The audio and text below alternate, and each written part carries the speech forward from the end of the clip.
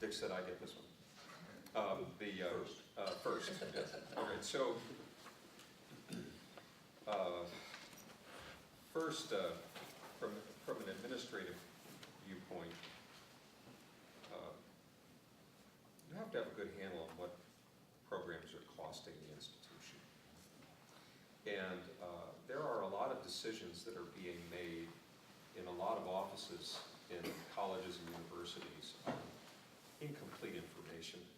So, the first thing you want to make sure that you found a system that can analyze for you down literally to the student and the credit hour how money is moving through the institution. And we're not in a faculty gathering. I wouldn't use the same words, but in this gathering I would say you want a P&L for every academic unit. You know precisely the profit and loss generated by every unit. Now, why am I saying that? Not because you want every unit to turn a profit. It's because you want to balance the portfolio so that you have an appropriate balance of loss leaders and, as some would call it, loss leaders and cash cows, right? You want that balance. You've got to think through your portfolio. So if your CFO can't tell you down to the student and the credit hour where money is coming through the institution and where your unfunded aid is being allocated through the institution, so that you're netting out what's actually being generated. If you can't get down to that level, then you're not in a position to be making these decisions. So, for us, it took us 18 months.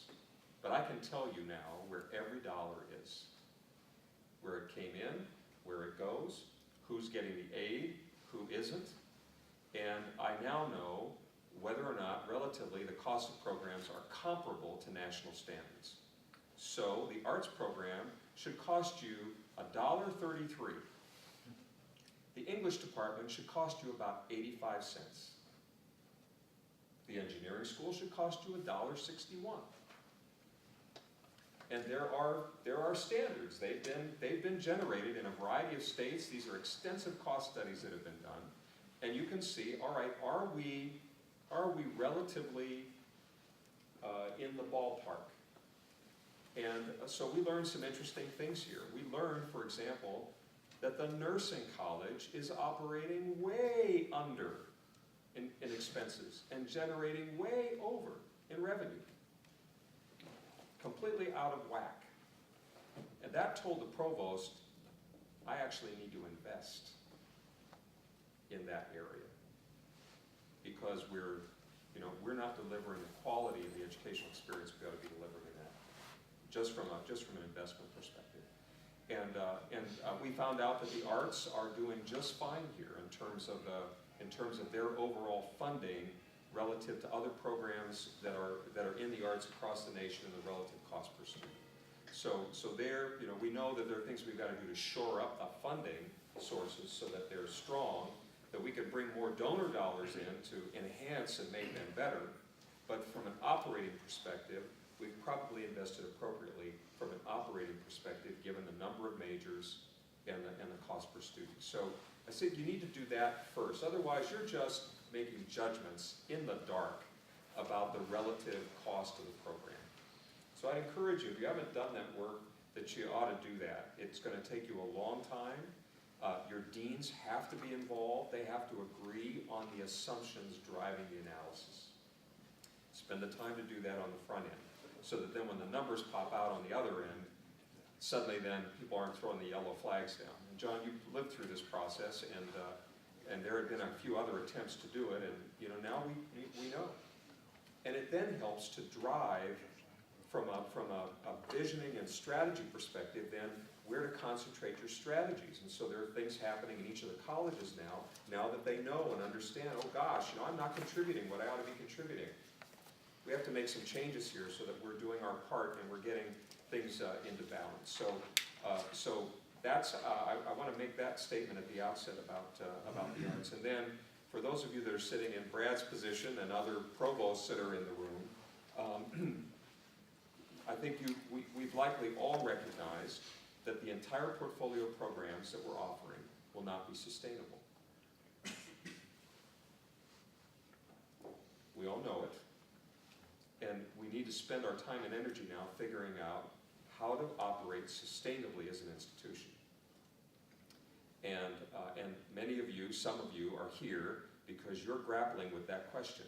And one of the questions in the back of your mind is, if I took this $1.33 per student out of the budget, I could take that money and put it over here and get something else done that I want to get done.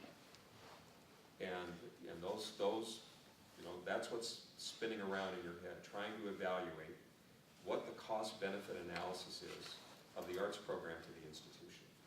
And when we did the analysis here and looked at strategy and looked at sustainability, we reached the conclusion that the arts brought more to the table in terms of strategy for the institution. And all sorts of interesting outcomes have come out of that. So we had a little powwow with our athletics folks and the music department about, all right, how do you get the students? How do you get the talent? What are the strategies? Because we want to raise the quality of the music program. We want to give them the ability to do that because they're able to go out all over the country. They can at a relatively low cost, as Mara knows, right? At relatively low cost, you can put a high quality exemplar of the institution out in venues that you want to be in. And you can represent the Lutheran character and heritage of the institution. You can get all that done, and it's marketing, it's community building, it's retention. So we reached the conclusion that that was exactly a strategy for us, and that the arts are doing that at a fair and reasonable cost per student. So that's just thinking about that. You'll have to analyze that. You have to see what's the gap between what you have today and what you would need to have, and can you get there? We're sitting here with a good arts center, with good faculty. We're drawing good students. We carry a strong reputation. We have donor support. All those pieces are in place. So the arts are a good strategy for Valparaiso. I've had two diametrically different experiences with the question of deciding the future of arts programs. When I was at DePaul University from the mid-70s to 1994, about a decade in the middle of that 19-year period, DePaul was in a strategic planning mode. It was a period also of financial stringency. And the question on the table was, do we keep the arts or not? Not that all of them would disappear, but maybe there would just be sort of a token art faculty to teach some courses in the liberal studies program, but there wouldn't be separate programs.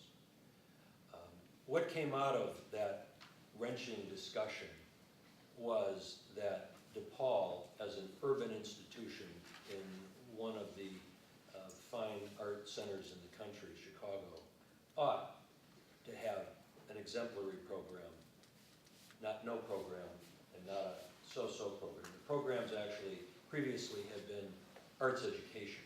They were preparing teachers to teach art in the elementary and secondary schools.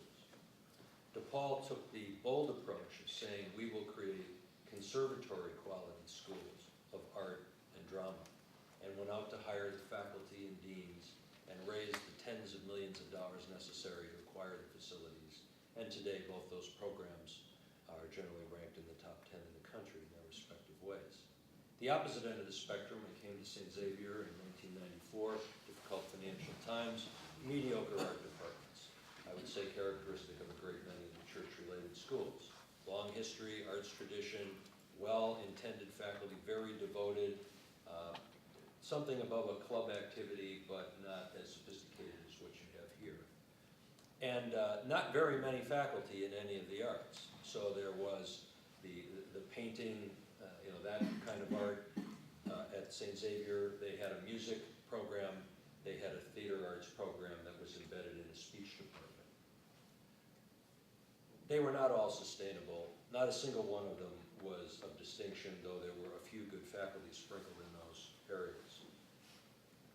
When we looked at the question, we can't afford all of this, and we need to do was pushing and pulling, there was weeping and crying, there were a few shouts of joy, but not in front of anybody else. And in the end, we decided that we were going to get rid of the theater arts component, take the speech department and convert it into a speech pathology program, which became very successful in its own right. We took the music program and said that instrumental music was not going to be our strength, and there were other schools, both public and private, who could do it much better. But the vocal area we would focus on to the extent that we could provide the resources. And we began to move the resources from instrumental to vocal. And in the painting and I don't know, I'm sure there's a term for that, but the sculpture, visual arts, 3D. yeah, the visual arts. What we decided there is that we were going to focus on photography and painting, but not sculpture, not some of the other things. And we put some money into the gallery, and we hired a couple of new faculty. Now, not a one of those programs today would be nationally ranked on anybody's list, but, and this is important, what happened was we were able to invest more prudently in the arts and get more bang for the buck for the students who came in who wanted to be art majors, and for the larger campus community, who now could have our own students performing at campus events. We didn't have that before. They weren't good enough. But now they were good enough because we had limited our scope, improved the quality of faculty and students within that more limited scope, and we could bring them out, as you were saying, to showcase the institution instead of hiring people to do that, which we often did. One other example, I know this secondhand, but one of our Catholic institutions took the graphic arts department and said, you know, we spend something like $250,000 a year on arts, the graphic arts, for promoting the institution, everything from the case statement for fundraising to recruitment literature to flyers and banners, and we're always hiring people to do that. Why don't we put that money and hire that talent on our faculty? Bring in students who want to do that. We'll beef up the printing department. We'll do it all inside. And they did. And the quality of everything improved dramatically because they had the capacity on the campus to engage in a dialogue which rarely takes place when you're using a commercial designer. Now, after 5 or 6 years, they began to reestablish some connections with external firms because they wanted some freshness. But I think there are a lot of ways to think about being more intentional about the arts, not to put the question, should we have them or